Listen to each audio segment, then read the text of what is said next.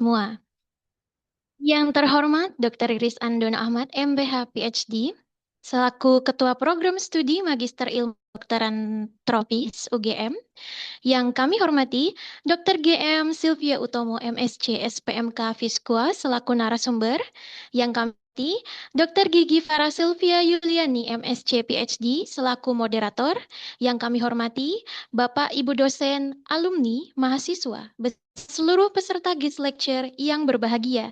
Terima kasih dan selamat datang pada sesi online guest lecture kita pada siang hari ini. Pertama-tama, marilah kita panjatkan puji syukur kehadirat Tuhan Yang Maha Esa, karena pada siang hari ini kita dapat berkumpul bersama secara online dalam kegiatan guest lecture Collaborating with Alumni dengan tema Apa Kabar Vaksin HIV? Yuk bahas mitos dan fakta seputar HIV/AIDS. Hadirin sekalian, kita memasuki acara inti, izinkan saya menyampaikan sedikit konteks mengenai kondisi HIV di Indonesia. Berdasarkan laporan terbaru dari Kementerian Kesehatan RI di tahun 2025, terdapat sekitar 564.000 orang hidup dengan HIV atau ODIF. Sekitar 65-68% diantaranya telah mengetahui statusnya dan mendapatkan terapi ARV, namun masih banyak yang belum terdiagnosis dan belum mendapatkan perawatan optimal.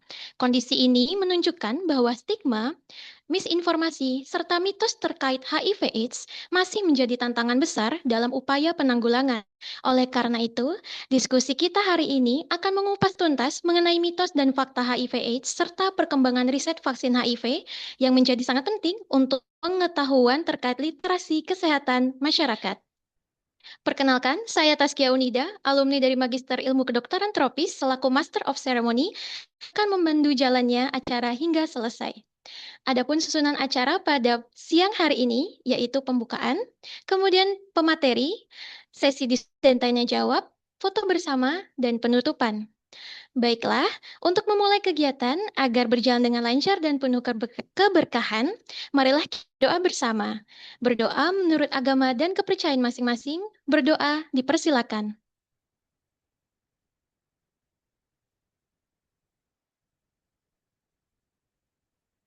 Berdoa cukup.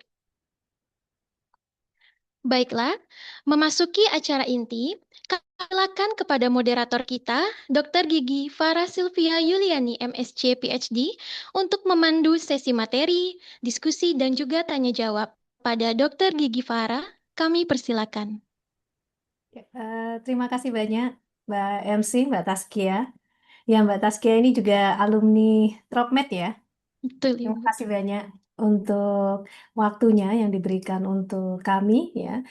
Dan sebelumnya kami ucapkan selamat siang. Assalamualaikum warahmatullahi wabarakatuh. Salam sejahtera untuk kita semua. Om Swastiastu, Namo Buddhaya, salam kebajikan, Shalom. Perkenalkan saya, Farah Sylvia Yuliani. Di sini saya sebagai moderator yang akan memandu guest lecture online hari ini.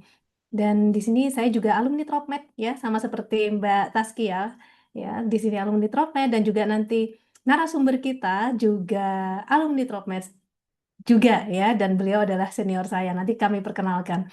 Sebelumnya kami ucapkan selamat datang kembali kepada kegiatan online guest lecture Collaborating with Alumni yang diselenggarakan oleh Magister Ilmu Kedokteran Tropis Universitas Gadjah Mada, Fakultas Kedokteran Kesehatan Masyarakat dan Keperawatan Universitas Gadjah Mada. Dan kali ini kita akan mengangkat topik tentang apa kabar vaksin HIV. Ya, kita akan membahas tentang mitos versus fakta seputar HIV/AIDS ya. Dan ini kebetulan juga di bulan ini, tanggal 1 Desember itu memperingati Hari AIDS sedunia ya, dan ini sangat bertepatan dengan bulan ini juga. Dan sekaligus kita juga update perkembangan riset vaksin HIV yang apa yang sudah dicapai, tantangannya, dan arah ke depan. Nah, sebelum kita mulai, mungkin perlu kami sampaikan beberapa ketentuan singkat untuk hari ini ya. Untuk para peserta, mohon mikrofon di-mute selama pemaparan. Kemudian yang kedua, pertanyaan dapat ditulis via chat ya, boleh sambil ketika narasumber memberikan paparan dan nanti akan saya kurasi saat sesi diskusi. Kemudian yang ketiga, jika ada sesi tanya langsung, silakan gunakan fitur raise hand sesuai arahan. Dan untuk acara ini bersifat edukatif dan ilmiah ya.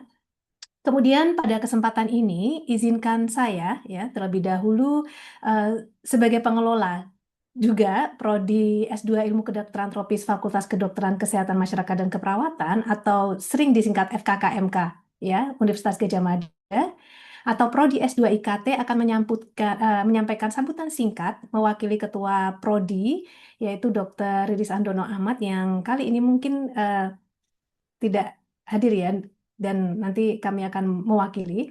Dan selamat kepada peserta kegiatan online pada hari ini di mana program ini merupakan kegiatan yang rutin diselenggarakan setiap bulan oleh S2 Ilmu Kedokteran Tropis FKKMK UGM. Dan ini bekerja sama juga dengan Ikatan Alumni Kedokteran Tropis, IKATROPIS, yang kebetulan juga ketuanya narasumber kita hari ini. Dan tentunya ini akan sangat menarik buat kita. Dan melalui kegiatan ini kami harapkan dapat menjadi forum ilmiah yang mempertemukan akademisi, peneliti, praktisi, dan alumni untuk berbagai ilmu dan pengalaman serta memperkuat kolaborasi di bidang penyakit tropis dan kesehatan masyarakat. Perlu kami sampaikan juga bahwa Prodi IKT ini berfokus pada riset dan pengembangan ilmu kedokteran, ilmu penyakit tropis, kemudian biomedis dan translational medicine dengan 3 konsentrasi utama yaitu penyakit infeksi tropis, imunologi dan biologi molekuler penyakit tropis, dan entomologi kesehatan. Dan lulusan dari Prodi S2 IKT ini diharapkan mampu berperan sebagai peneliti, manajer, konsultan, pendidik, maupun advokat kesehatan yang berkontribusi dalam pengendalian penyakit tropis, baik di tingkat nasional maupun global. Mungkin ada dari admin S2 IKT, apakah ada PPT yang mungkin bisa di-share untuk sedikit memperkenalkan tentang Magister Ilmu Kedokteran Tropis. Karena kebetulan ini S2 Ilmu Kedokteran Tropis juga sedang membuka pendaftaran. Jadi kalau Ibu Bapak, Kakak, teman-teman semuanya di sini yang menghadiri online guest lecture, mungkin bisa disampaikan ke teman-temannya, kolega, atau siapapun lah di situ. Atau mungkin Ibu Bapak sendiri yang mau meneruskan kuliah S2 IKT, bisa mendaftar di sini. Ya, mungkin sekilas terlebih dahulu kita memperkenalkan ya, kalau prodi S2 Magister ini, ya, ya next slide, ya. Baik, kenapa harus belajar ilmu kedokteran tropis? Ya, jadi kita ketahui bahwa penyakit infeksi ini sudah beribu-ribu, sudah lama sekali ya, beribu-ribu tahun, beratus-ratus tahun yang lalu ini masih menjadi masalah. Kemudian hal ini menjadi prioritas kesehatan global tentunya karena untuk menangani penyakit tropis sendiri dan juga penyakit infeksi ini tentu bukanlah hal mudah. Makin ke sini makin menantang, apalagi kalau terakhir kita ketahui yang vaksin COVID ya, COVID-19 adalah penyakit infeksi. Kemudian di Indonesia kita juga masih eh, menghadapi ya mulai dari TB, HIV ini yang akan kita bahas dan malaria, DB dan sebagainya.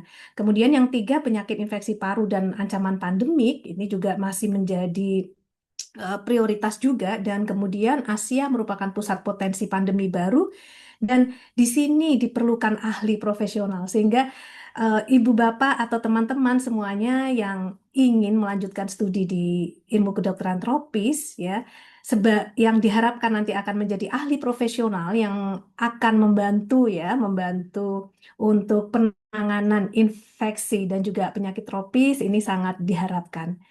Kemudian slide selanjutnya, next slide.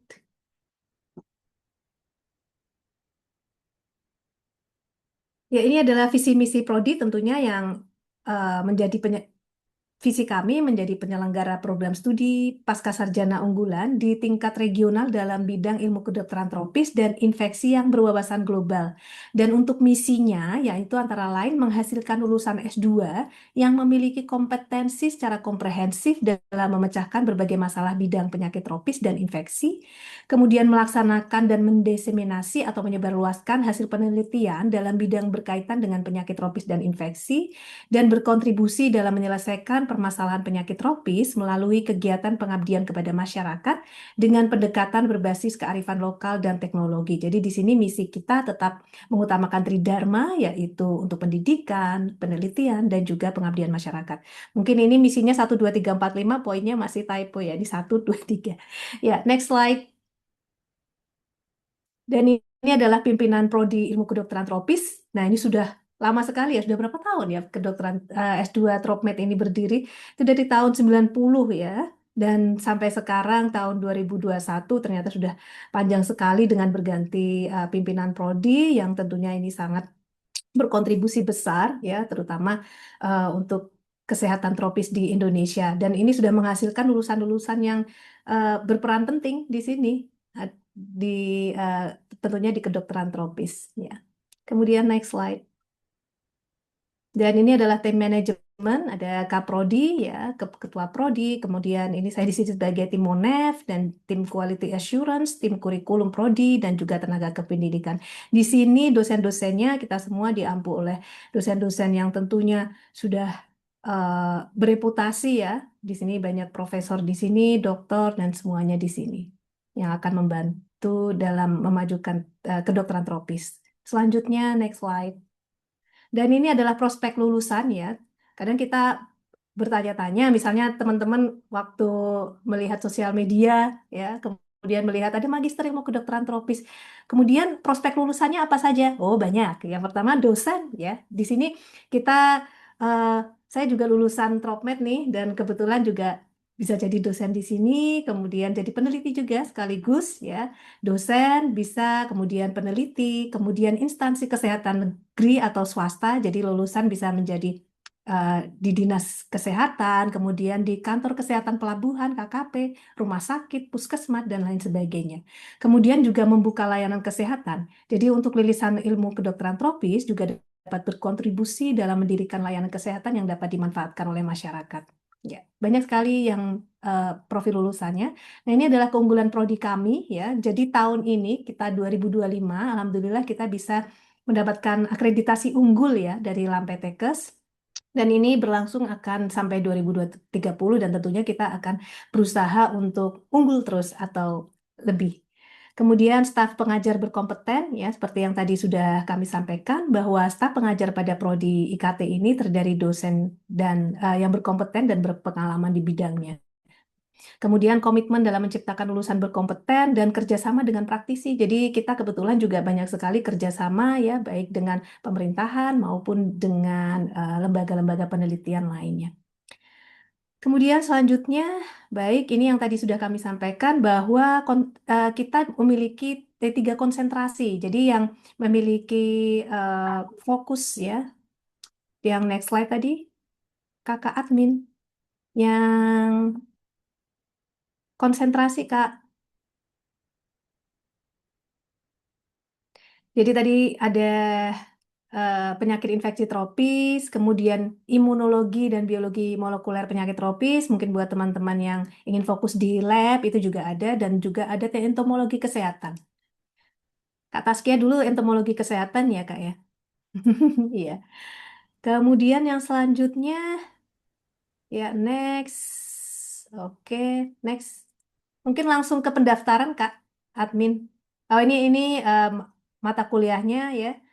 Ada berbagai variasi mata kuliah, kita juga bisa mengambil lift ya. Dan di sini juga dibuka kemungkinan ya, banyak kemungkinan untuk bisa mengikuti kuliah yang lain. Nah, ini adalah informasi jadwal pendaftaran dan jalur masuk. Jadi di sini kita di gelombang 3 ya, di gelombang 3 registrasi pendaftaran sampai tanggal 16 Desember. Bisa besok mungkin kalau langsung mendaftar nggak apa-apa, nanti bisa komunikasi dengan admin dan tapi tidak apa-apa kalau misalnya 16 Desember terlewat, masih ada gelombang 4 ya. Gelombang 4 itu 30 Desember sampai 20 Januari ya. Jadi monggo silahkan kalau tertarik untuk masuk atau ingin melanjutkan studi di S2 IKT, di sini juga ada jalur pendaftaran dan biaya pendidikan ya. Kalau ada juga jalur Adinkes di sini, 13,5 3 tahun bisa. Dan masih banyak jalur yang lain. Baik, mungkin terakhir Kakak admin Sudah ya, Kak ya? Oke, walah, kaget aku dengar ini deh. Oh ya, baik, terima kasih. Yang ini call center. Oh, Kak, call center. Oke. Nanti juga kita ada sosial media, Instagram, Facebook. Nah, ini bisa bisa follow ya. Oke, follow Instagram kami. Ada Twitter juga, ada Facebook juga. Ini ya. Baik, mungkin itu saja yang kami sampaikan terkait dengan Prodi S2 Ilmu Kedokteran Tropis, dan kembali lagi kita ke acara selanjutnya. Dokter Silvi sudah menunggu dari tadi. Lulusan program ini diharap, maaf, ini tadi lihat teks. Hari ini kita akan mengangkat topik apa kabar vaksin HIV, ya. Karena sampai saat ini HIV masih menjadi isu kesehatan global, dan di saat ini sama informasi masyarakat sering bercampur antara mitos dan fakta, ya. Dan banyak yang bertanya kenapa sudah ada banyak vaksin untuk penyakit lain, tetapi vaksin HIV belum tersedia luas. Nah, ini terkadang menjadi pertanyaan. Dan diskusi kita akan mencoba menjawab dengan bahasa yang mudah ya dokter, ya, dokter Silvi, mulai dari gambaran dasar HIV dan HIV AIDS. Nah, selanjutnya ya kita perkenalkan narasumber kita hari ini, dokter Silvi. Ya, dokter Silvi yang cantik. Nah, Hai. saya, saya kenalkan sedikit dokter. Jadi narasumber pada siang hari Oke, ini oke. adalah dokter GM Godeliva ya dok ya. Mary Sylvia Iya. Utomo ya, dokter Godeliva Sylvia Mary Utomo, MSc SPM Mikrobiologi Klinik Visqua ya. Beliau adalah dokter spesialis mikrobiologi klinik yang juga aktif sebagai praktisi dan health influencer dokter, serta alumni Magister Ilmu Kedokteran Tropis, dan sekarang bekerja di Rumah Sakit Panti Rapih ya dokter ya. Dan beliau ini multi talenta, penulis novel juga ya. Masih nulis novel dokter? Masih, ini mudah-mudahan tahun depan bisa rilis. Yes, ditunggu ya. Nanti Tentang HIV kita juga. tentang HIV juga. Good. Iya, Nanti kita share ini dari Dropmed, nanti bisa woro-woro. Nah, asik. kemudian kayaknya saya tidak perlu berpanjang lebar lagi karena Dokter Silvi nanti akan menyampaikan banyak hal ya. Baik, eh, slide sudah tersedia, sudah siap ya. Jadi mungkin Oke. waktu presentasi sekitar 40 menit ya dok ya. Kemudian kita Oh, panjang lanjutkan banget dengan, sih, sebentar lagi. tapi kalau dokter Silvi mah apa saja bisa diceritakan, ya kan dok? Oh iya juga ya. Peter Farani knows me so well ya. No, soalnya udah kenal berapa, udah sejak S1 ya dok ya. Pas Iya, sejak masih PI, kita sejak masih PI. Dan sejak alhamdulillah PI. masih terjalin silaturahminya di Ikatropis, Ikatan Iya, Alumni Kedokteran Tropis. Baik, Dokter Silvi, tanpa menunggu lebih panjang lagi, waktu dan layar kami persilahkan untuk Dokter Silvi. Monggo, Dok. baik. Terima kasih, Dokter Farah. Yang sama-sama Sylvia juga. Oke, Assalamualaikum warahmatullahi wabarakatuh. Salam sejahtera bagi kita semua. Om Swastiastu, Namo Buddhaya, salam kebajikan. Semoga suara saya bisa terdengar ya, karena saya ini di laboratorium yang kadang sinyalnya naik turun. Jadi Jelas. saya backup dengan satu device lagi. Oke, siap. Jelas, Dokter. Ya, senang sekali bisa berjumpa dengan teman-teman semua. Mungkin untuk perkenalan bisa tulis dari kota mana gitu di kolom chat sambil saya mempersiapkan slide nih. Dari mana aja ya? Laptop saya ini udah agak lemot.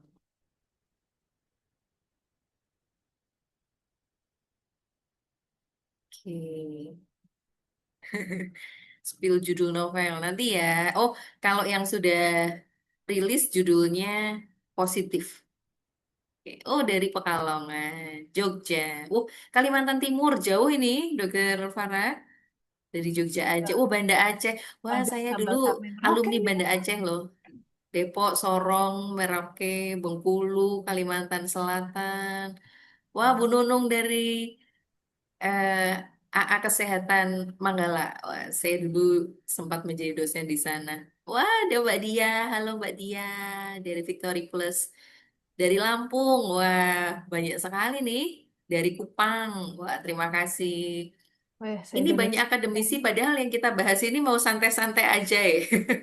Jadi mohon maaf kalau nanti mungkin paparan saya tidak terlalu akademis ya, karena ini memang untuk review kita semua.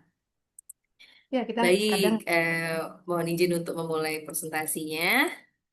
Tapi sebelumnya ada pantun dulu lah ya untuk membuka. Tolong dicakepin ya, baik virtual maupun secara langsung. Sungguh indah jubah Ibu Ratu. Cakep, oh, tak cakepin sendirilah. cakep, cakep, cakep, Warnanya merah bergaris-garis. cakep. Salam Cakep. jumpa sahabat saya, baik lama maupun baru. Mari kita Cakep. bahas tentang HIV/AIDS. Wuh, Satu lagi, baju bergaris merah dan biru. Cakep. Tambah cantik ditambah bordiran. cakep. HIV/AIDS bukan hal yang tabu. Yuk, mari kita buka hati dan pikiran. Oke. Yeay. Nah, yang tadi cakep tadi ya, Pak. Wah, Bapak memang cakep deh. Oke, sudah kelihatan belum slide saya ya? Sudah. Oke. Teman-teman, ketika kita bicara tentang HIV/AIDS itu mixed feeling ya. Ada yang penasaran, ada yang cuek aja gitu ya, ada yang males denger karena merasa tidak connect atau tidak ada hubungannya. Nah, yang tadi sudah diperkenalkan, saya Sylvia. Beberapa konferensi dan pelatihan yang saya ikuti terkait dengan HIV, baik di Indonesia maupun di beberapa tetangga. Ini novel saya yang terbit di 2010 ya, sudah 15 tahun yang lalu.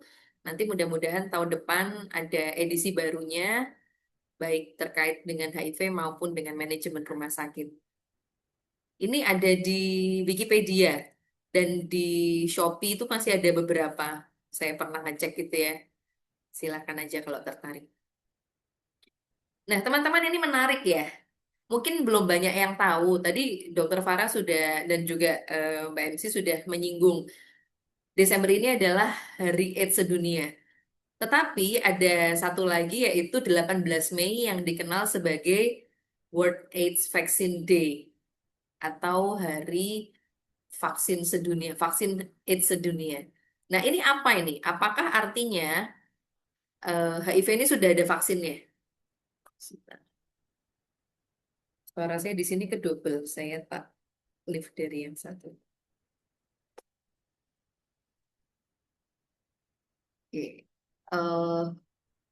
Yang di sini terdengar nggak ya? Dengar. Sebentar. Sebentar. Setengah menit ya. Ini saya ada kendala teknis berkaitan dengan suara. Mudah-mudahan suara saya masuk ya di sini ya. Clear, clear. Clear banget. Oke, saya ulang lagi. Jadi teman-teman sebenarnya hari vaksin AIDS sedunia itu apa? Nah, apakah itu artinya kita sudah punya vaksinnya gitu? Dokter Farah, nanti kalau misalnya suara saya tidak jelas, saya tolong dikasih ini ya, Oke. kasih notifikasi. Ya.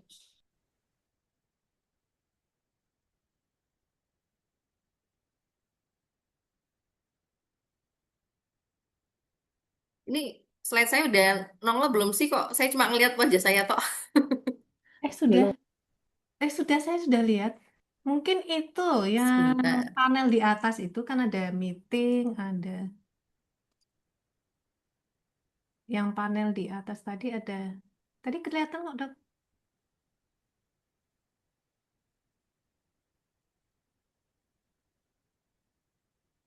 Ini ini emang sengaja ditutup.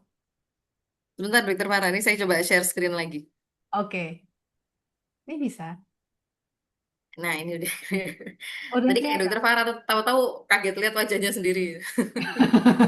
Oh, Oke, nah ini sebenarnya apa? Hari vaksin AIDS sedunia itu apa? Nanti kita bahas ya. Tapi sebelumnya kita akan bahas dulu terkait dengan mitos, fakta, dan juga pengetahuan yang terkait dengan HIV. Mungkin hal ini sudah sering Anda dengarkan, sudah sering Anda simak. Nah ini sebagai refreshment saja. Kita bahas tentang epidemiologinya, tren transmisinya sekarang dan pencegahannya bagaimana, perjalanan penyakitnya untuk HIV menjadi AIDS itu bagaimana, apakah tubuh itu pasrah begitu saja gitu ya ketika ada virus, nah ini akan kita lihat juga.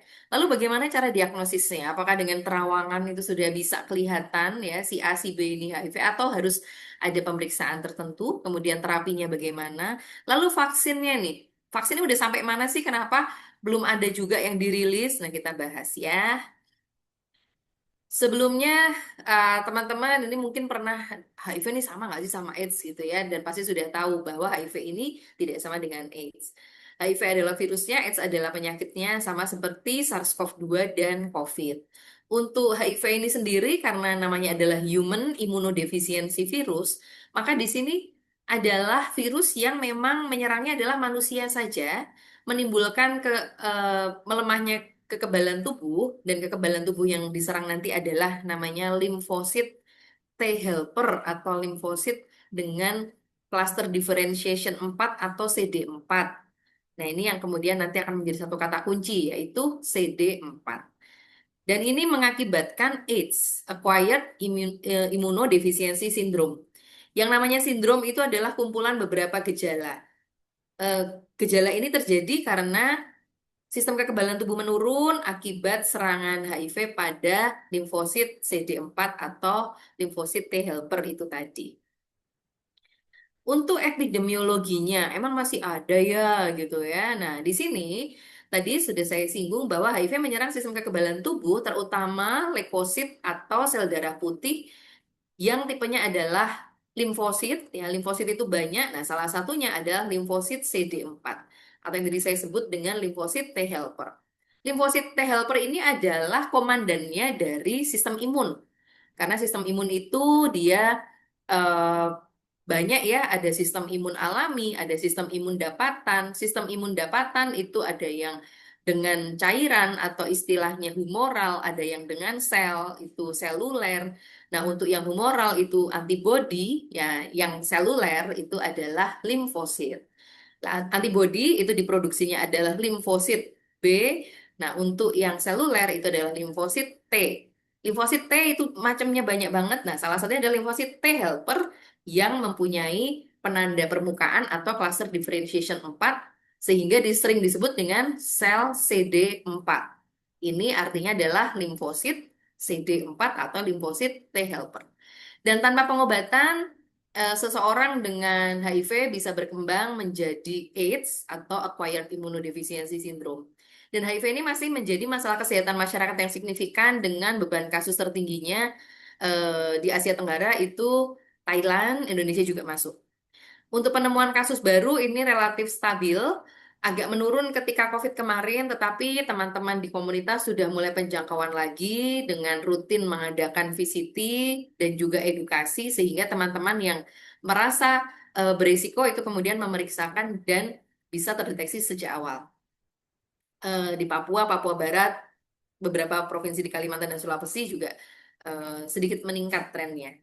Dan kadang tren yang meningkat ini istilahnya menjadi keberhasilan dari program. Ya, di satu sisi keberhasilan program, di sisi lain kita harus buka mata bahwa ternyata masih banyak ya. Sekarang sudah ada sekitar 600 ribuan di Indonesia. Key population atau populasi kunci yang terafeksi ya, terdampak ya, terafected itu sex worker itu sudah sangat menurun. Kemudian yang masih cukup tinggi adalah heteroseksual, homoseksual, dan juga trans.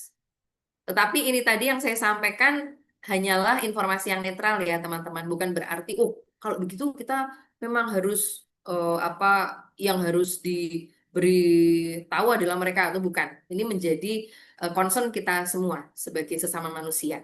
Nah, apa yang mau kita capai dalam program HIV adalah triple zero atau 3-0.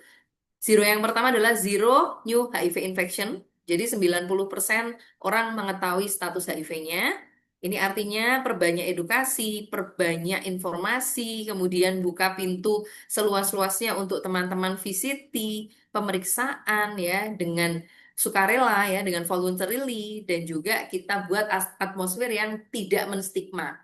oh ini anu kok pemeriksaan yang rutin, sehingga semua ibu hamil itu juga dicek HIV-nya.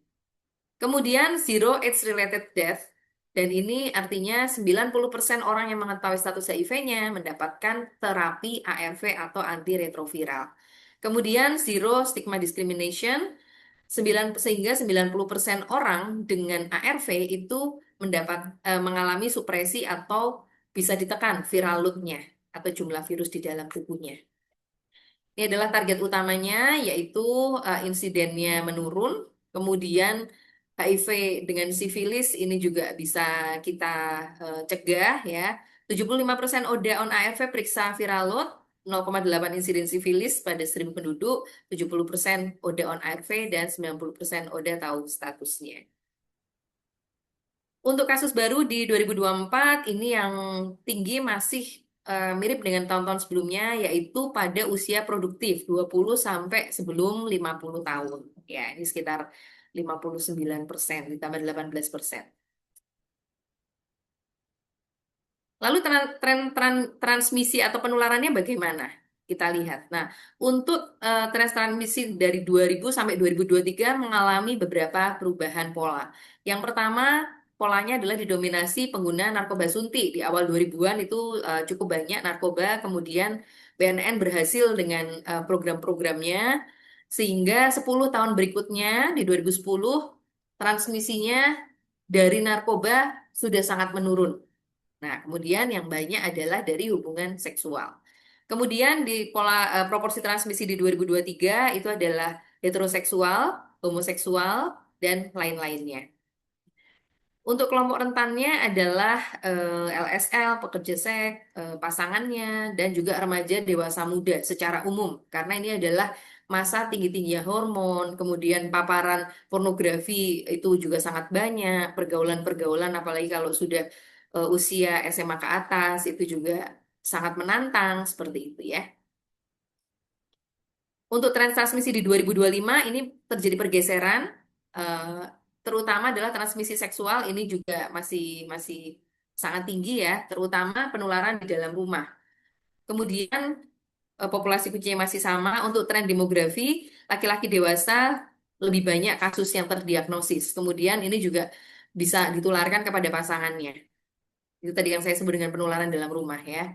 Kemudian faktor pendorong peningkatannya adalah misalnya nih keterbatasan akses tes, terjadinya stigma yang masih ada sehingga orang yang memang mempunyai faktor resiko itu jadi enggan untuk tes. Ini juga menjadi eh, hal yang bisa membuat pengobatan itu delay.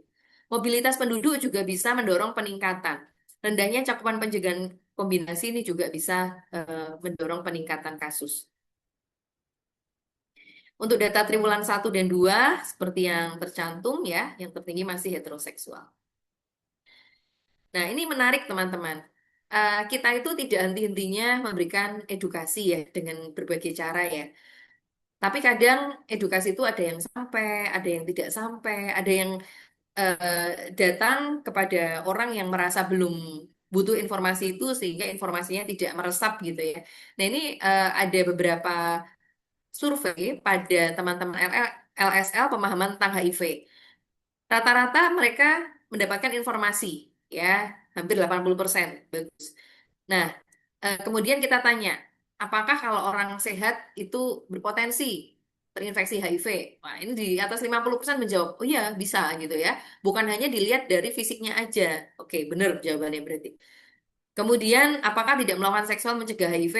Ya, ternyata jawabannya di atas 70%. Ini berarti ABC ya, abstinen, be faithful, kondom, ini jawabannya yang tinggi. Nah, pengetahuan komprehensifnya masih kurang, ya, masih sekitar 40%. Dan ini mencerminkan juga masyarakat kita secara umum. Ini pun di tengah teman-teman LSL yang memang banyak sekali informasi terkait dengan HIV, apalagi di masyarakat yang informasi HIV-nya tuh tipis banget gitu ya. Baik, nah tadi sudah disinggung bahwa pencegahan penularan HIV adalah A, B, C, D, E. A adalah abstinen, menjauhi seks ya. B adalah be faithful. C adalah mencegah dengan kondom. D menghindari penggunaan narkoba. Dan E adalah edukasi. Edukasi seperti yang kita lakukan seperti siang hari ini. Kadang apa yang kita anggap, wah itu kan mesti udah tahu ya. Gitu. Ternyata tidak semua orang loh tahu bahwa be faithful atau drug itu bisa eh, membuat tertular HIV. Kemudian ini yang masih cukup baru, yaitu PrEP dan PEP. Kok saya jumpingnya agak jauh ya? Tahu-tahu tadi dari ABCDE ke PrEP dan PEP. Ya ini karena PrEP dan PEP itu kadang digolongkan sebagai pencegahan. PrEP ini adalah pre-exposure prophylaxis. Artinya minum obat antiretroviral sebelum berpotensi terpapar HIV untuk mencegah penularan. Kalau PEP itu post exposure prophylaxis, artinya minum obat antiretroviral setelah kejadian. Contohnya, kalau PEP itu diberikan pada tenaga kesehatan yang tertusuk jarum ketika menyuntik pasien atau mengambil darah. Ya, nah kalau PrEP ini digunakan secara terencana dan berkelanjutan. Digunakan sekali sehari setiap hari. Beberapa orang mengkonsumsi berbasis peristiwa, misalnya sebelum berhubungan seks atau kemudian dilanjutkan 2 hari setelahnya. Ada 2 jenis obat dalam PrEP yang digabungkan dalam satu tablet. Untuk PEP, PEP ini hanya digunakan dalam situasi darurat. Misalnya tadi yang saya sebutkan ya, tertusuk jarum atau terciprat darah atau cairan yang berpotensi menularkan. PEP ini harus diminum dalam waktu 24 sampai 72 jam setelah kejadian selama 4 minggu. Nanti ada 3 jenis obat untuk PEP, 2 obat yang sama digunakan untuk PrEP, ditambah obat yang ketiga. Ketiga obat itu disediakan dalam 1 atau 2 tablet dan hanya bisa didapatkan di klinik-klinik CST atau Care Support and Treatment HIV. Jadi jangan searching di Shopee PPP ya. Kok saya sebut merek sih? Keranjang oren gitu ya. Ada yang hijau gitu, nggak usah ya. Bisa Anda yang Anda minum itu entah obat apa atau obat kadaluarsa yang diberi label gitu ya. Nah, PrEP ini untuk orang yang belum terinfeksi HIV yang melakukan aktivitas seksual berisiko yang berpotensi tertular. Misalnya, mohon maaf saya sebut contoh ini, misalnya perkosaan seperti itu. Kemudian menggunakan aktivitas penggunaan narkoba dengan jarum suntik secara bergantian yang berpotensi menularkan HIV. Untuk PrEP itu kecelakaan kerja di tempat kerja saat merawat pasien HIV atau mengalami kekerasan seksual yang berpotensi terjadinya penularan. Jadi untuk perkosaan, kemudian kecelakaan kerja itu dengan PrEP. Kalau PrEP itu misalnya pasangannya, suami atau istrinya HIV, kemudian yang bersangkutan masih negatif, tapi melakukan aktivitas seksual. PrEP ini tidak diperlukan untuk pencegahan HIV saat pasangan seksual yang hidup dengan HIV ini memiliki viral load yang sudah tersupresi. Nah, PrEP ini hanya mencegah penularan dan tidak mencegah penularan infeksi menular seksual lain ya. Misalnya sifilis, gonore itu hanya bisa dicegah dengan barrier atau kondom atau dengan tidak melakukan hubungan seksual. Seperti itu ya. Nah, ini juga penting diketahui bahwa PrEP ini hanya diminum untuk individu yang berisiko tinggi, dikonsumsi rutin dalam jangka panjang untuk mencegah infeksi. Sementara PEP ini atau post exposure prophylaxis ini diminum oleh individu yang terpapar atau dicurigai terpapar HIV. Konsumsinya adalah jangka pendek. Dan pada negara-negara yang sudah menerapkan PrEP dan PEP, ini diketahui bisa mengurangi resiko tertular HIV hingga 99% atau melalui suntikan itu 74%. Dan ini harus di bawah pengawasan dan resep dokter. Ya, ini saya lewatin. Baik, nah ketika seseorang sudah mendapatkan HIV, baik itu dari paparan seksual maupun aseksual atau non-seksual, bagaimana perjalanan penyakitnya? Tadi sudah saya singgung di depan bahwa virus ini menyerang manusia melalui sistem kekebalan tubuhnya. Lalu kekebalan tubuhnya rendah. Dan tanpa pengobatan, seseorang dengan HIV ini bisa bertahan hidup 2-11 tahun, tergantung cara penularannya. Artinya, misalnya cara penularannya adalah heteroseksual misalnya, maka virus yang masuk ke dalam tubuh itu jumlahnya terbatas. Tetapi kalau tertularnya dari transfusi darah atau organ, ya, tapi sekarang sudah sangat jarang seperti itu. Nah, itu menjadi lebih cepat berkembang menjadi AIDS-nya. Nah, ini adalah ilustrasi bagaimana AIDS itu bisa bisa menyerang dan berkembang biak. Ini yang kecil-kecil ini adalah virusnya, serem ya.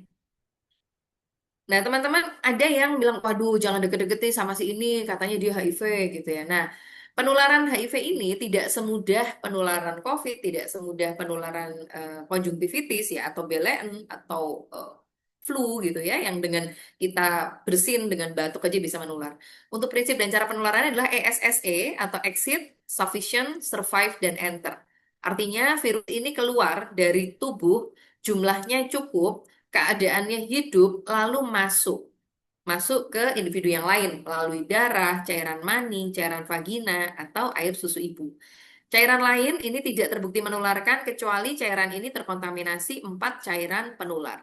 Dan perlu di garis bawah, ini adalah cairan mani bukan sperma. Artinya sperma tidak mengandung virus. Yang mengandung virus adalah cairan maninya.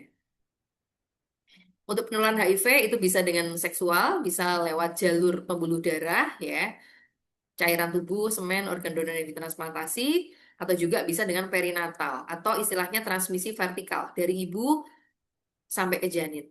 Nah, teman-teman sebenarnya untuk transmisi vertikal itu juga tidak semudah itu.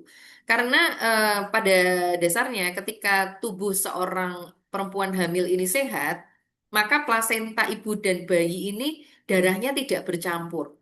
Jadi memang plasenta dan ibu dan plasenta yang menyalurkan darah ibu dan bayi ini, dia hanya bersinggungan lewat apa lapisan tipis sehingga pertukaran darahnya itu lewat lapisannya itu. Jadi tidak terjadi percampuran. Nah, kalau misalnya seseorang dengan HIV, ibu dengan HIV ini kemudian mengandung, dia tidak mengkonsumsi obat sehingga daya tahan tubuhnya rendah, maka sawar darah atau pembatasnya ini bisa rusak. Nah, karena rusak, maka tercampurlah darah ibu dan darah bayi. Itulah yang membuat resiko penularan pada wanita yang tidak minum ARV itu sangat tinggi. Hal-hal ini tidak menularkan ya lewat kolam renang umum, apalagi airnya dapat apa sudah kena kaporit gitu ya, maka walaupun di situ ada darahnya atau cairan mani, maka virusnya mati. Batuk dan bersin tidak menularkan ya, gigitan nyamuk apalagi berbagi alat makan, walaupun memang berbagi alat makan itu tidak menularkan, bukan berarti terus sendok itu bisa ganti-gantian tanpa dicuci ya, itu pun hygiene umum, bukan hanya untuk pencegahan HIV, tetapi hygiene umum. Kemudian tidak melalui jabatan tangan dan berciuman secara casual. Nah, selanjutnya kalau seseorang itu tertular HIV, maka gejala awalnya adalah eh, gejala akut. Nah, gejala akut ini kalau kita lihat, ini mirip banget loh sama influenza. Demam, menggigil, sakit kepala, keringat, kemudian ada nyeri tenggorokan, kadang otot dan tulangnya itu pegel-pegel, sendinya juga sakit, ya, lemes, em, mulutnya mungkin ada bercak-bercak sariawan. Nah, yang membedakan adalah pembengkakan limfonodi, terutama di leher, kelenjar getah bening. Nah, karena tadi yang diserang adalah limfosit T, sementara limfosit, semua sistem kekebalan tubuh itu dia punya istilahnya apa ya, pos satpamnya. Pos satpam itu tersebar di seluruh tubuh dan yang paling banyak atau paling mudah dilihat adalah daerah leher. Jadi memang ini mirip sekali dengan infeksi yang lain, tetapi ketika kita lihat ada sedikit patognomonis atau tanda khasnya adalah pembengkakan limfonodi. Nah, setelah masa akut itu terlewati, orang mungkin tidak ngeh bahwa di dalam tubuhnya sekarang ada virus. Nah, tidak langsung bisa terdeteksi secara imunologis. Disinilah namanya periode jendela atau window period. Di window period ini antibodinya belum terbentuk sehingga belum terdeteksi. Tetapi di sini virusnya sudah bereplikasi dan bisa menularkan ke orang lain. Sehingga kalau mau dites, tes dengan imunoserologi itu hasilnya biasanya masih negatif ya. Biasanya dia di hari ke-20 dan seterusnya barulah HIV antibodinya naik. Tetapi kalau mau dicek dengan PCR base untuk melihat virusnya langsung dengan HIV RNA, ini sudah bisa mulai dari hari kelima. Apalagi kalau kita mau melihat struktur yang lebih khusus, itu bisa di hari ke-10 ya. Ini lebih khas lagi. Oh, ini P24 antigennya dengan primer tertentu seperti itu. Oke, ini ada video pendek, entah kayaknya suaranya tidak keluar di panjenengan ya. Gak apa-apa. Ini saya ceritakan saja bahwa virus ini bentuknya bulat, dia punya amplop, kemudian di ujung-ujungnya ada tonjolan atau reseptornya. virus ini tuh istilahnya apa ya? Model dengkul banget ya. Dia modelnya cuma dua untai dari RNA dan beberapa enzim. Kemudian dia masuk ke T helper atau apa sel CD4 itu, CD4. Nah, kemudian reseptornya akan bergabung dengan reseptor yang ada di CD4 ya. Ini CD4 reseptor. Jadi dia hanya hanya maunya nempelnya di sel CD4, tidak mau ke sel ke sel hati, ke sel otak, sel otot itu tidak mau. Nah, kemudian setelah terjadi reaksi ya, ini reseptor dan koreseptornya ini bergabung, maka apa namanya virus ini akan melepaskan intinya ke dalam sel kita. Nah, disinilah disinilah terjadi eh, apa yang pertama. Yang pertama adalah fusion. Ini ada fusion atau penggabungan virus dalam sel akan membongkar membongkar apa istilahnya bekalnya dia ya. Bekalnya dia apa? Nih tadi yang saya bilang model dengkul. Dia cuma bermodelkan satu untai RNA enzim yang akan eject atau membajak organel selnya dari manusia. Pertama adalah reverse transkriptase untuk mengubah RNA menjadi DNA. Nah, karena dia mau digabungkan dengan DNA manusia. Kalau dia bentuknya masih RNA, nggak bisa nyambung gitu ya. Nah, kemudian setelah RNA diubah jadi DNA, DNA virus ini akan digabungkan ke DNA-nya manusia. Inilah proses yang namanya integrasi. Nah, untuk integrasi dia butuh namanya integrase. Nah, setelah digabungkan masuk ke dalam selnya manusia, sebentar. Nah, dia akan bergabung seperti ini setelah dilem oleh integrase itu. Nah, kemudian ketika sel DNA manusia itu apa namanya dipanjangkan atau direplikasi, maka dia akan ikut replikasi. Nah, terbentuklah satu calon virus yang baru. Tapi dia kan nggak punya apa, nggak punya organel sel, nggak punya alat-alat untuk membentuk sel baru. Maka dia pinjem punyanya manusia ya. Semuanya, ribosomnya manusia dipinjam, kemudian retikulum endoplasmanya dipinjam, semuanya dipinjam untuk membuat provirus yang baru. Terbentuklah ribuan jutaan provirus baru seperti ini. Nah, nanti ketika kita bicara tentang terapi untuk HIV, ini obat-obatan itu fungsinya adalah mengeblok proses-proses ini, mengeblok proses fusi, jadi namanya fusion inhibitor, mengeblok proses integrasi, namanya integrase, inhibitor dan sebagainya. Ya, seperti itu ya. Paparan saya kayaknya cukup membosankan. Silahkan kalau mau sambil menulis di chat ya. Saya sadar diri loh kalau membosankan ya. Oke, lanjut teman-teman ya. Jadi tadi masa jendela sudah terlewati. Kemudian masuklah ke masa HIV. Kalau dia tidak diobati, maka dalam waktu 2 sampai 11 tahun atau 5 sampai 15 tahun, pelan-pelan tapi pasti daya tahan tubuh akan menurun, menurun, menurun sampai muncul gejala-gejala infeksi oportunistik sampai jadi HIV, AIDS yang stadium 2, 3, 4 dan sampai kematian. Gejala klinisnya ini ya, gejala utamanya adalah demam berkepanjang lebih dari 1 bulan, diare kronis lebih dari 1 bulan, berulang maupun terus-menerus, dan penurunan berat badan lebih dari 10% dalam 1 bulan. Atau gejala-gejala minor bisa menyertai ya, batuk kronis, infeksi pada mulut dan tenggorokan karena jamur, pembengkakan kelenjar getah bening, herpes zoster berulang, dermatitis yang meluas. Kadang dermatitis ini bisa sampai kepala, jadi ketombean berat. Kemudian tangan kaki bercak-bercak kemerahan atau terjadi apa belentong-belentong atau belang-belang hitam. Nah, untuk mengarahkan ke HIV atau AIDS itu 2 gejala utama ditambah 1 gejala minor. Untuk diagnosisnya bagaimana? Apakah kalau sudah ada gejala itu, ya oke, kamu adalah pasien HIV. Tidak ya, karena ini membutuhkan tes. Tesnya ini berbeda dengan tes darah yang lain. Karena masih ada stigma, jadi kita memang perlu ada persetujuan khusus untuk informed consent, lalu ada konseling sebelum dan sesudah tes. Tesnya ada dua, yaitu VCT, ini Voluntary Consulting and Testing, sifatnya adalah sukarela, kemudian biasanya karena ada perilaku berisiko, atau biasanya ini adalah tindakan pencegahan, nah ini perlu dengan informed consent. Untuk PITC, ini Provider Initiated Testing and Counseling. Nah, ini proses konselingnya cukup berbeda dengan VCT. Kalau VCT, awal kita konseling yang panjang. Untuk Provider Initiated atau diinisiasi oleh dokter atau tenaga kesehatan, eh, informed consent-nya ini cepat dan di pre-test itu apa namanya informasinya singkat. Nah, nanti yang panjang adalah pada informasi konseling pasca tes biasanya. Nah, semua ibu hamil itu dianjurkan untuk tes HIV sebagai bagian rutin dari cek antenatal care.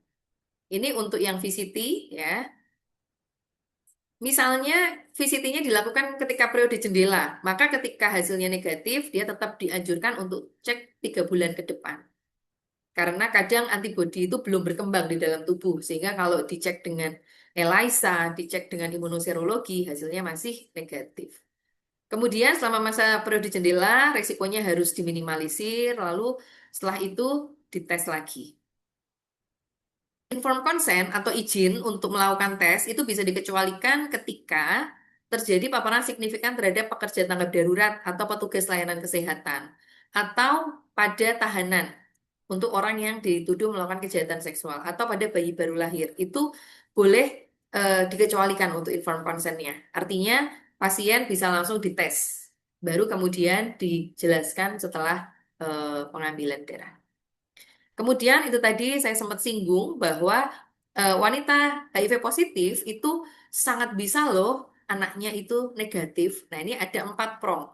Prong yang pertama mencegah supaya wanita usia produktif itu tetap negatif. Nah, kalau ibunya negatif pasti bayinya negatif. Nah, yang kedua prongnya adalah untuk wanita HIV positif, kehamilannya itu direncanakan. Jadi diobati dulu, dites dulu CD4-nya, viral load-nya. Setelah eh, undetected untuk viral load dan CD4-nya bagus, biasanya kita pakai angka di atas 500 misalnya.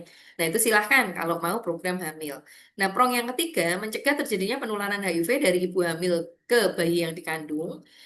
Ini dengan cara minum ARV rutin, menjaga kesehatannya supaya tidak terjadi infeksi dan merusak sawar darah, serta ketika hamilnya sudah masuk trimester 3, dilahirkan dengan sesio seksaria atau dioperasi.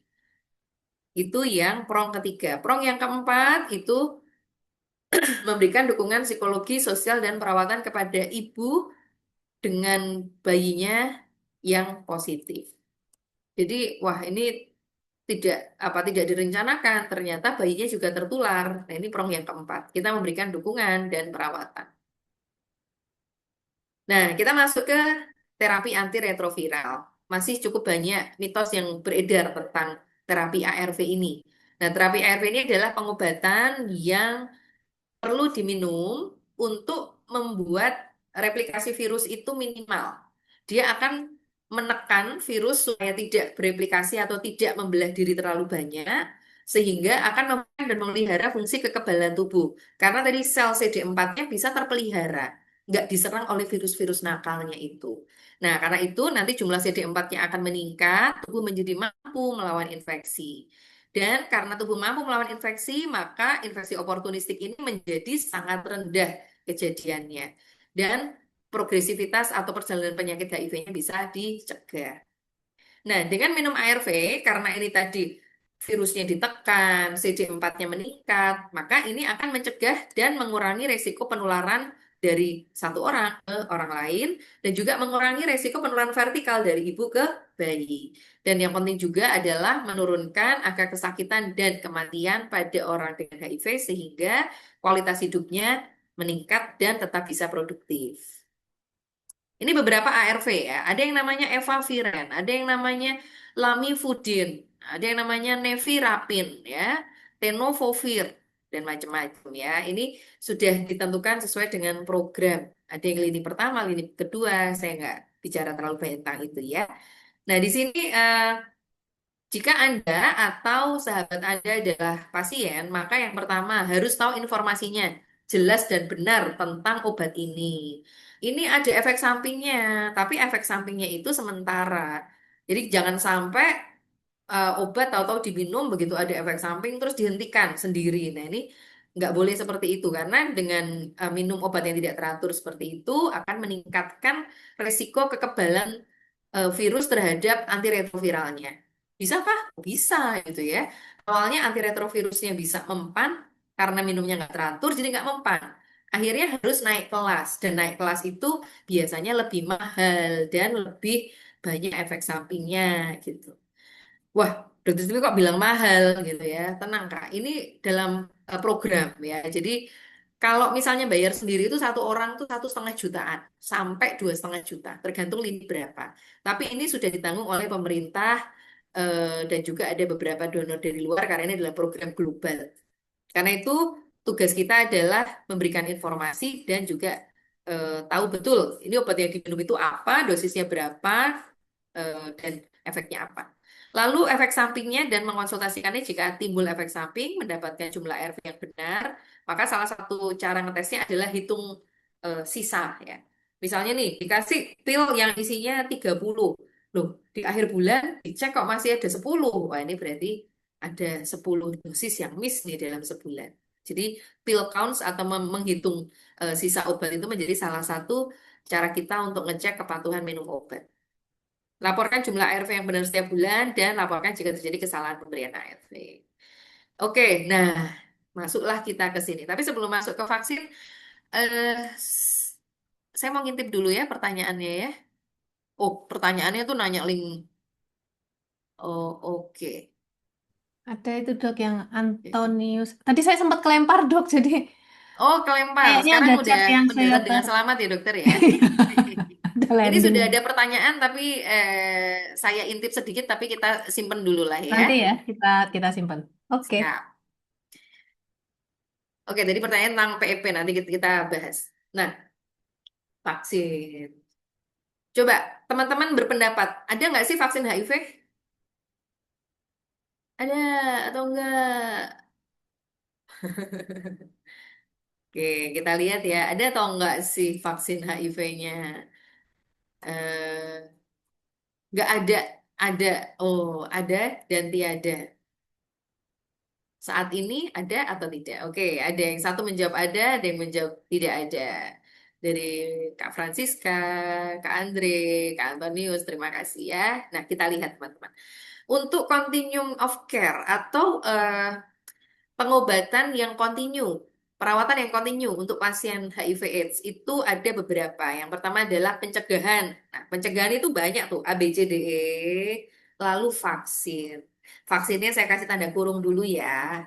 Nah, kemudian didiagnosis, setelah didiagnosis, ketahuan positif, dihubungkan dengan klinik atau rumah sakit, lalu dicek untuk adherence-nya atau kepatuhan, atau istilahnya engage dengan apa namanya layanan kesehatan ya. Kemudian obatnya ini diminum rutin sehingga virusnya terkontrol.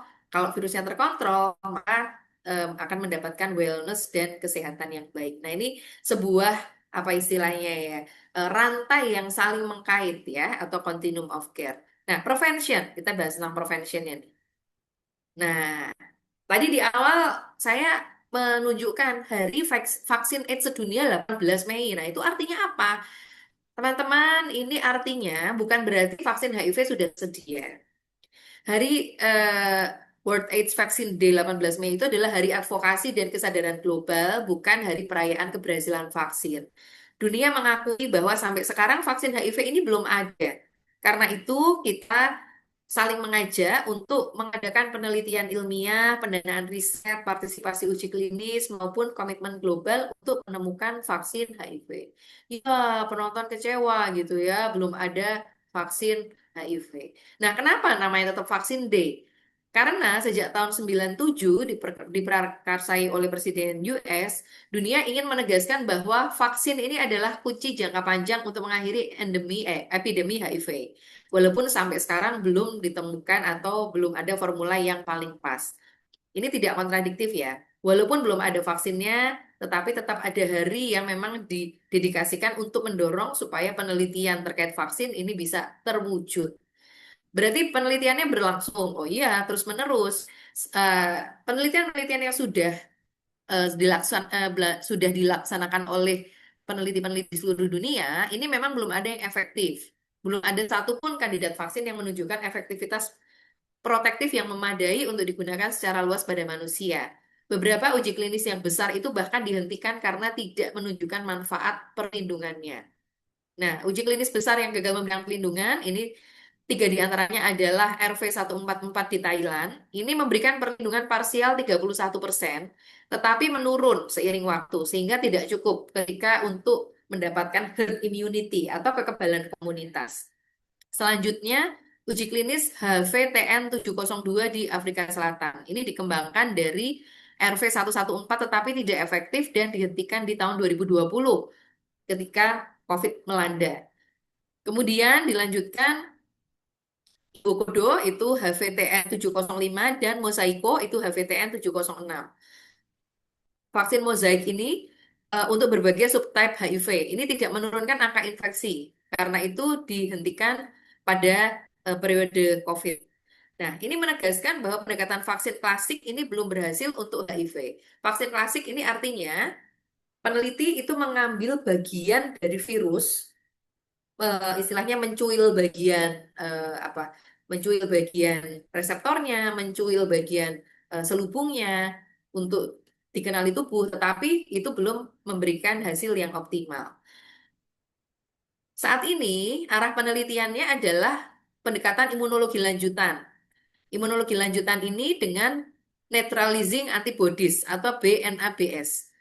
Ini adalah antibodi yang mampu mengenali dan menetralkan berbagai subtipe HIV. HIV sendiri ada dua subtipe ya, teman-teman, satu dan dua. Nah, karena pengembangan BNABS ini masih berada dalam tahap uji klinis awal dan baru membuktikan konsepnya, ini masih tataran seluler, ya, belum sampai ke tataran eh, manusia ataupun hewan coba. Dan karena memang HIV ini di manusia, jadi memang kita tidak bisa melewati tahapan ke hewan dulu gitu, karena itu nanti tidak bisa digeneralisir. Nah, sejalan dengan itu, pendekatan vaksin berbasis mRNA ini terinspirasi dari keberhasilan vaksin COVID. Ini diteliti untuk melatih sistem imun untuk membentuk BNABS secara bertahap. Tetapi ini masih sangat terbatas, baru uji fase 1. Nah, nanti ini kalau mau tanya uji fase vaksin itu nanya ke dokter Farah ya, di farmakologi. Kalau saya tahunya secara klinis nih. Nah, selain itu, dikembangkan pula konsep sekuensial atau germline targeting vaksin. Ini pemberian vaksin bertahap, meniru proses alami pembentukan antibodi yang kuat dan luas. Pendekatan ini sebenarnya secara teoritis sangat promising, tetapi ini kompleks. Jadi tubuh itu tidak bisa diharapkan bereaksi yang sama. Tubuhnya Sylvie, tubuhnya Farah, tubuhnya yang lain itu mungkin akan sangat berbeda. Karena ini antibodi yang mau dituju ini sangat spesifik. Nah, mungkin teman-teman mulai bertanya-tanya ya. Kenapa nih HIV ini sangat sulit dibuat vaksinnya? Yang pertama, karena dia itu RNA, dia cepat sekali bermutasi. Semua virus-virus dengan inti RNA itu tingkat mutasinya jauh lebih tinggi. Kemudian dia menyerangnya adalah sel CD4 sebagai target utama sistem imun. Kalau kita mau membuat model vaksin itu sulit sekali gitu. Secara etis penelitian untuk itu juga apa berlapis-lapis etika penelitiannya. Dan HIV ini sendiri punya banyak mekanisme menyembunyikan diri dari antibodi dan tidak ada imunitas alami sebagai model. Sehingga kita sulit untuk meniru, oh ini loh orang yang sudah pernah terinfeksi lalu sembuh. Beda dengan influenza. Karena itu vaksinasi influenza banyak ya. Ada yang dua, ada yang empat gitu ya. Tetapi untuk HIV ini nggak ada karena belum ada orang yang sembuh total dari HIV. Nah, di situ mungkin sudah mulai bertinyi-tinyi lagi gitu ya. Nah, oke. Dari paparan kita, mari kita bahas. Ini M atau F? Oke. Siap-siap ya. Siap-siap di tombol keyboard. Nah, yang pertama, ini M atau F? Mitos atau fakta? bisa menularkan HIV, bersentuhan, berbagi peralatan makan, kamar mandi bersama, berenang, gigitan nyamuk, tinggal serumah. Jelas ya, ini M, mitos. Terima kasih untuk yang sudah menuliskan. Kalau yang masih nulis fakta, tak cubit kecil loh ya. Oke, berikutnya. Ini bisa menularkan nggak ini? Hubungan seksual, transfusi darah, transplantasi organ, penggunaan jarum suntik, transmisi ibu ke bayi, persalinan menyusui. Bisa menularkan HIV, mitos atau fakta?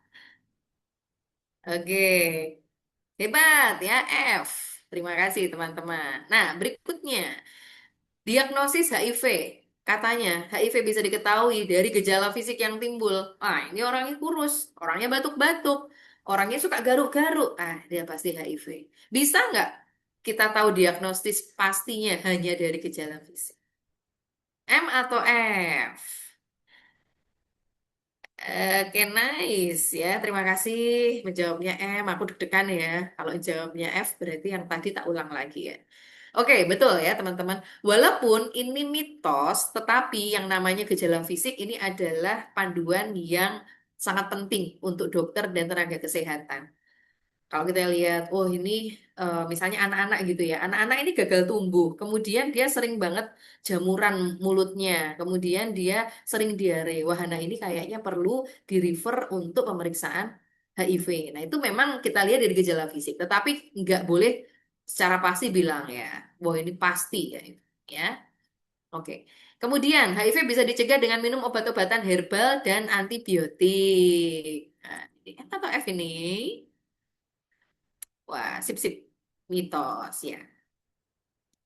Tetapi kalau kita bicara tentang PrEP dan PEP, itu adalah obat antiretroviral yang memang ada protokol untuk mencegah atau menurunkan angka penularan. Ya, tetapi itu bukan sebagai pencegahan secara umum. PrEP dan PrEP itu bukan pencegahan secara umum, teman-teman ya. Itu betul-betul syarat dan ketentuan berlaku untuk bisa mengakses PrEP dan PEP. Karena kalau kita nanti udah prep aja gitu. Nah, yang kita takutkan adalah resistensi ya. Nah, selanjutnya, setelah minum ARV dan virusnya tidak terdeteksi, bisa berhenti minum obat. Nah, boleh nggak nih? M atau F ini? Oke, terima kasih. Lega saya ya. M, ya, betul. Nah, pengobatan pada dasarnya adalah seumur hidup ya, teman-teman. Walaupun virusnya sudah undetected, sudah ya istilahnya. Viral loadnya apa nih? Gitu. Undetected. Oke. Berarti saya boleh berhenti minum obat enggak ya? Ketika berhenti minum obat ya replikasi ini akan tidak terhentikan lagi, jadi naik lagi, jadi undetected dari undetected jadi detected lagi. Nah, kemudian bayi yang dikandung dari orang positif pasti akan positif. Nah, tadi sudah ada prong 1, 2, 3, 4. Mudah-mudahan teman-teman tahu bahwa ini adalah mitos ya. Jadi ibu yang positif itu bisa melahirkan bayi yang negatif. Bayi yang dikandung dari orang positif tidak boleh disusui oleh ibunya. Betul enggak? Mitos atau fakta ini? Boleh enggak? Loh, kasihan dong. Fakta, fakta, fakta. Mitos. Wah, Mbak Sekar, mitos. Oke, teman-teman ini 50-50 ya.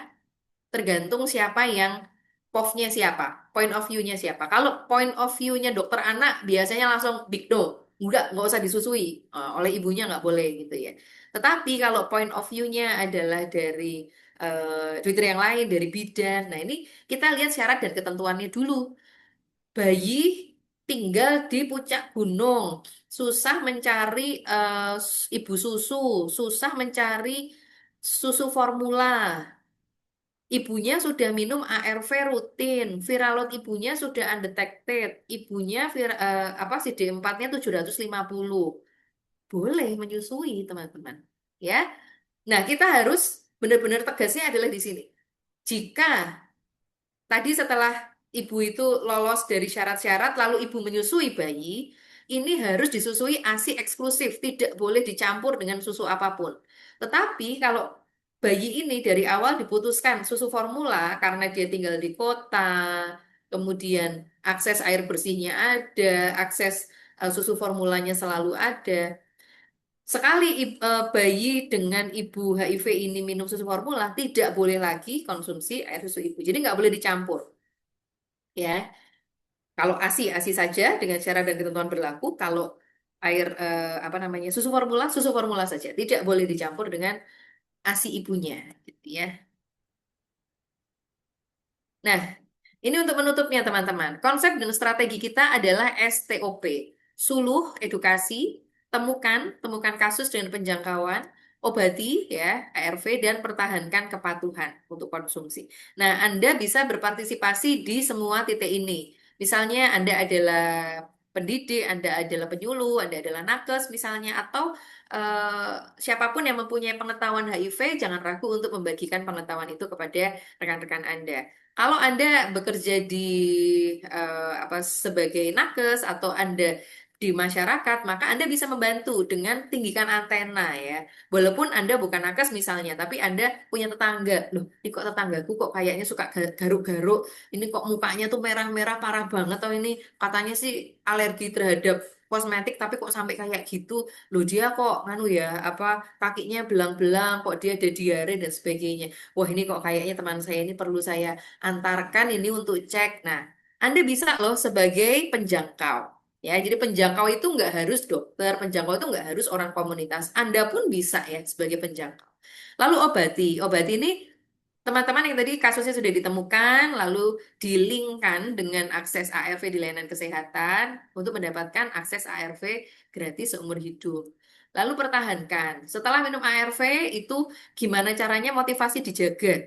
Nah, biasanya supaya bertahan, kita dekatkan atau kita linkkan dengan komunitas, kelompok dukungan sebaya. Nah, ini ada teman-teman di sini dari Victory Plus, ada atau dari teman-teman dari komunitas. Nah, ini untuk mempertahankan kepatuhan dan juga untuk mendapatkan akses jika ada program-program pemeriksaan gratis. Ini sangat membantu. Atau apa peningkatan gizi ya. Kadang ada untuk anak-anak gitu, ada PMT, ada pemberian susu, pemberian telur dan sebagainya. Nah, gitu ya teman-teman. Kesimpulannya, epidemi HIV ini masih menunjukkan beban yang signifikan. Didominasi usia produktif, tren transmisinya adalah seksual, penanganannya harus komprehensif dengan continuum of care, dan berbasis rujukan berjenjang. Untuk vaksin HIV ini masih dalam pengembangan, karena itu utamakan untuk pencegahan, temukan, obati, dan pertahankan kepatuhan. Demikian pemaparan saya kembalikan kepada moderator kita yang cantik, Dr. Farah. Mari kita Ah, mulai untuk ngobrol-ngobrol. makasih banyak ini Dokter Silvi. Saya bilang Keren sebentar, banget. tapi tetap aja lama ya. Mohon maaf ya. Tadi eh, ini berapa menit ya tadi? Sampai sampai nggak bisa nyetop karena menarik semua nih dok. Menarik Maaf, semua maaf dari ya. awal pemaparan sampai tadi ada interaktif, mitos dan fakta ini sangat menarik sekali dan ternyata banyak mitos-mitos dan juga mungkin fakta yang ternyata kita tidak ketahui ya. Dan ini sangat penting sekali ya. Ini Oke. dulu saya tuh dulu belajar HIV tapi mungkin udah lama nggak terpapar itu dan ini refresh sekalian Dokter Silvi Di dan refresh ternyata ya. banyak sekali update-nya ya yang baru. Iya. Dan PrEP dan PEP ini termasuk baru ini ya, Dok ya. Iya, PEP dan PrEP termasuk baru. Dan memang belum di semua layanan itu kita melayani PEP dan PrEP.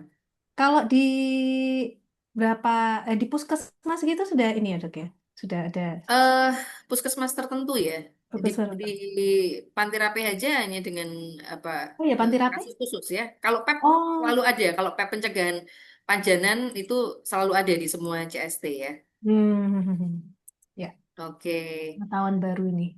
Dokter, ini saya cek ke Q&A di chat box ya, yang tadi dari Bapak atau Kak Antonius UGM. Dokter izin bertanya, jika HIV diketahui tidak menular melalui cairan saliva, mengapa dalam praktiknya terdapat metode pemeriksaan HIV yang menggunakan media saliva atau dilakukan pada mukosa mulut? Apa dasar ilmiah penggunaan mukosa mulut sebagai lokasi kematian HIV? Iya. Nah, itu sempat sempat jadi heboh itu namanya orotest, tes Mhm. dari saliva gitu ya, oral test. Tetapi itu sudah ditarik dari peredaran, sudah ditarik dari peredaran dan Oh. sudah ada jurnal ilmiah yang menyatakan bahwa pemeriksaan dengan saliva itu tidak valid. Hmm. Mm-mm. Tapi memang virusnya ada di situ ya, Dok ya. Kalau Di saliva salivanya tidak tidak ada, signifikan, tidak tidak signifikan. ya karena saliva itu kan sekresi dari kelenjar kelenjar apa Hmm. air liur ya, dari ada Hmm. 4 kelenjar, glandula salivarius, glandula Hmm. apa di area mulut ini. Dan virus itu tidak ada di situ gitu. Virus itu kan Hmm. dia memang ada pada limfosit CD4 dan itu memang banyak di darah dan eh, saluran kelenjar getah bening. Jadi itu Hmm. sekresi air liur itu bukan sekresi kelenjar getah bening gitu. Baik, baik. Jadi ini Ya, ya. tidak memang tidak valid ya Kak Antonius ya. Hmm. Ya memang dulu kan eh, Ya, ya namanya penelitian kan terus berkembang ya. Dulu memang betul betul. kita Ini ketahui dulu bahwa orotes itu kalau itu ini heboh itu di 2000-an awal. dua Di 2000-an ribuan awal untuk awal. orotes. Sekarang Oh, sudah ya, ya, tidak ya, ya, ya. sudah benar-benar nggak ada. Kalau misalnya di Shopee PPP atau saya sebut lagi Hmm. itu Shopee, di Hmm. semua marketplace itu masih ada pemeriksaan itu, ya itu jelas nggak validnya. Saya itu pernah dikontak seseorang yang stres, yang histeris karena dia mengetes ludahnya dan juga pipisnya dengan cairan yang dibeli di marketplace Hmm. dan positif. Waktu saya tanya, kamu Oh, faktor resikonya apa gitu? Saya ah. berenang, saya berenang dengan teman saya yang saya dikasih tahu teman saya bahwa dia HIV positif gitu. Terus dia udah Oh. takut banget. Terus eh sudah saya tenangkan ya jelas dari faktor resikonya aja nggak kuat dan Hmm. apalagi pemeriksaannya itu nggak valid gitu. Dan ternyata Hmm. setelah dia dikasih cairan yang nggak jelas pun Hmm. positif hasilnya, dikasih air ledeng hasilnya No. positif, dikasih air sirup hasilnya positif, ya udah gitu kan. Oh, ya, ya, ya, ya, ya. Oh, Jadi, Dokter Farah oh. ini yang sebelum Kak Antonius itu di atasnya ada dari Kak Maaf, Sophia. ini saya nggak kelihatan ini kayak Oh, karena mungkin tadi lempar pas tadi. dokter Ya, lempar monggo ya. dokter. Ya, saya baca ya. Ah, ya. PEP pada kecelakaan kerja, apakah ada contoh kasus studi mengenai seseorang yang mengalami kecelakaan kerja, kemudian melakukan PEP dan terbukti bahwa nakes yang mengalami kecelakaan dapat terhindarkan dari infeksi HIV akibat kecelakaan kerja? Oh iya, ya ini sudah ada kasusnya. Saya dulu pernah mendampingi dari waktu saya koas itu ada satu ya di rumah sakit pendidikan saya itu laboran di laboratorium rumah sakit tersebut kena kena dari jarum suntik. Memang ini ada skornya, Kak Supia. Skornya adalah yang pertama, jarumnya itu ada lumennya atau tidak.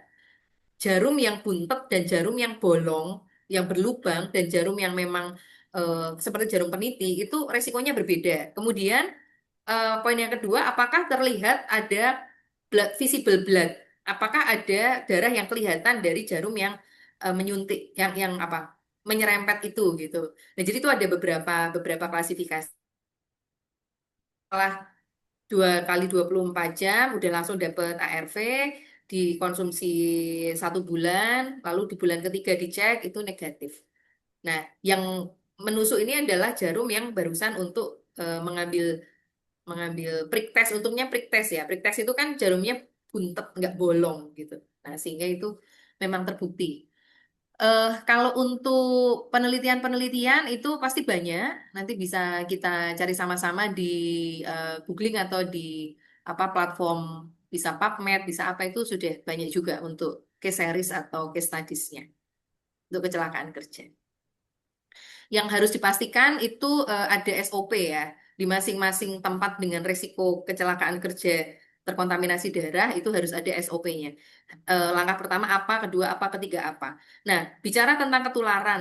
Ketika tertusuk jarum itu yang lebih potensial menularkan itu hepatitis B sebenarnya dari HIV.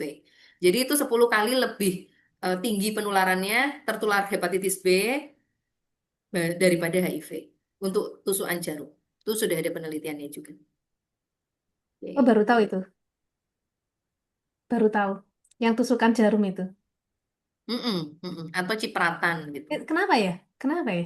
Maksudnya apa yang membuat dari hepatitis itu lebih Oh dari ya, HIV, yang untuk tusukan jarum itu? ya, hepatitis itu dari segi virusnya dia itu memang lebih kuat ya, Hmm. bukan Oh, lebih kuat DNA gimana ya? ya dia. Hepatitis B itu kan dia kan intinya DNA. Mm-mm, DNA. Jadi dia tidak terlalu banyak butuh syarat dan ketentuan berlaku untuk kemudian Betul, bisa betul. bereplikasi di tubuh manusia Hmm. gitu. Tapi kalau HIV ini kan perlu syarat dan ketentuan berlaku, begitu fusion harus diubah dulu dari Hmm. RNA ke DNA, habis itu harus dengan RNA polimerase dipanjangkan, lalu diintegrasikan dan sebagainya itu panjang dan lebar. Dan Kalau itu yang hepatitis bikin, B ya relatif ya, lebih mudah. dan itu yang bikin susah vaksinnya itu ya. Ya, tapi memang untungnya ada vaksin hepatitis B itu ada. Makanya Ya. memang nakes itu harus cek ya. Hmm. Saya barusan dicek titer saya rendah, makanya saya harus 3 kali saya boosternya. Iya, ya berarti yang tadi HIV kan syarat dan ketentuannya itu lebih rumit ya, sehingga vaksinnya pun susah.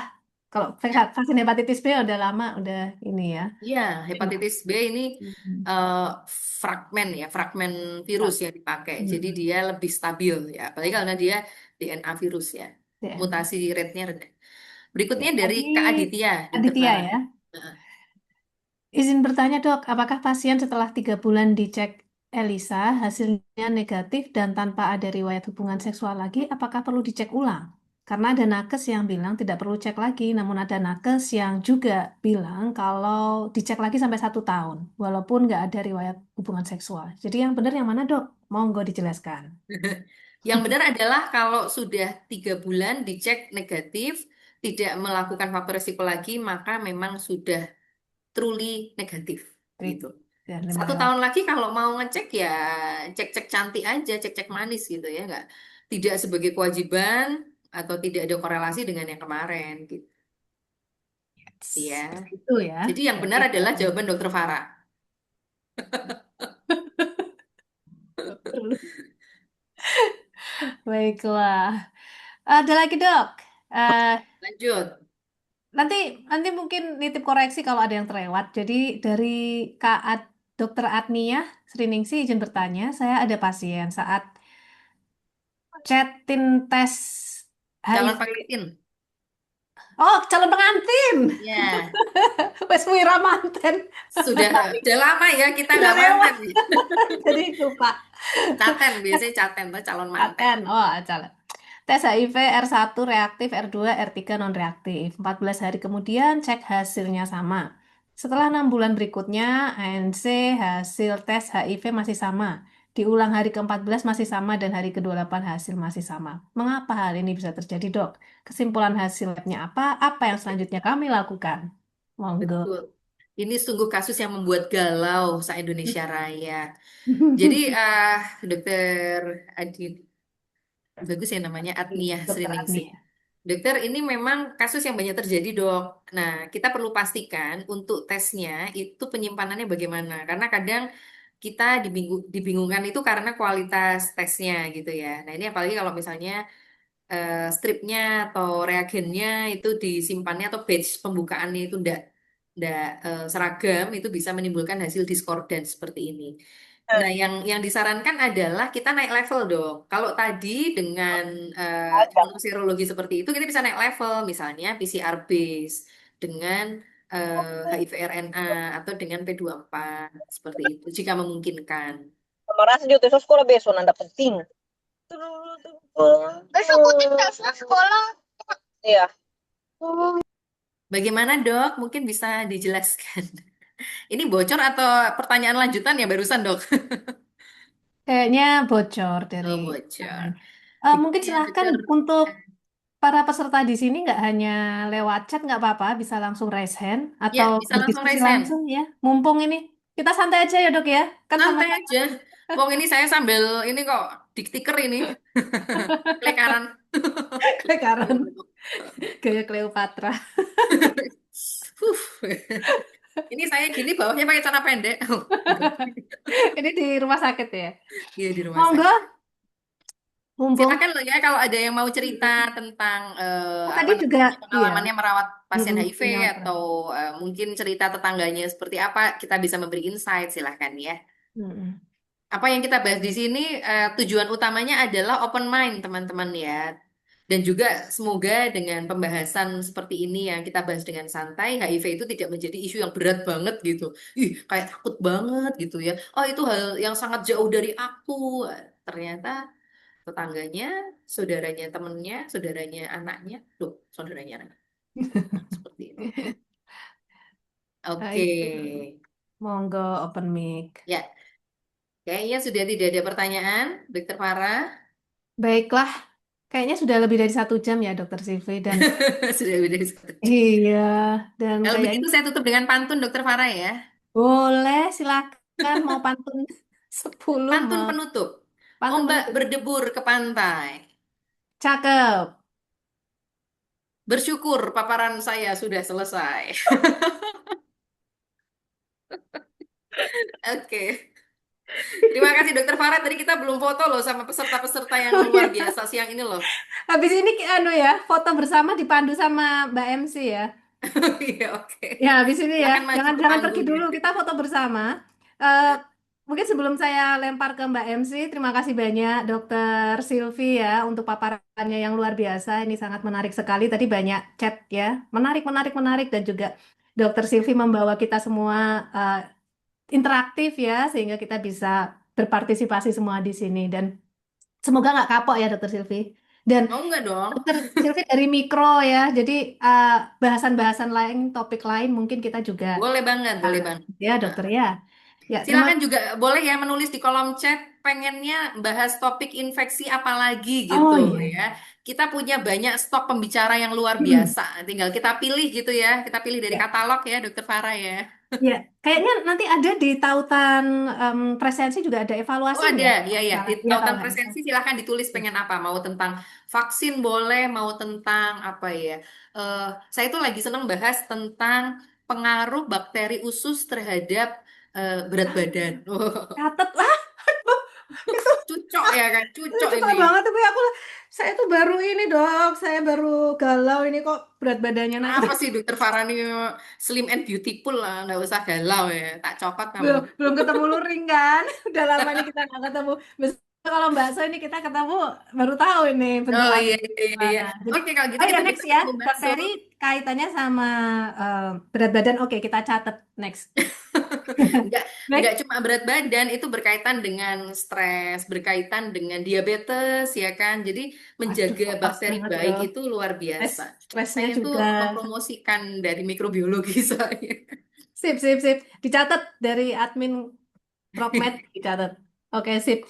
Terima kasih banyak Dokter Silvi. Saya Farah pamit undur diri. Tapi jangan undur diri dulu. Ini saya kembalikan ke MC. Oh, Saya iya. yang pamit. Dokter Silvi masih di situ ya karena kita akan foto bersama. Terima Mohon kasih maaf atas semuanya. kekurangan dalam Terima penyelenggaraan kasih acara Dokter ini. Farah, Sampai jumpa. Lope-Lope. Lope lope.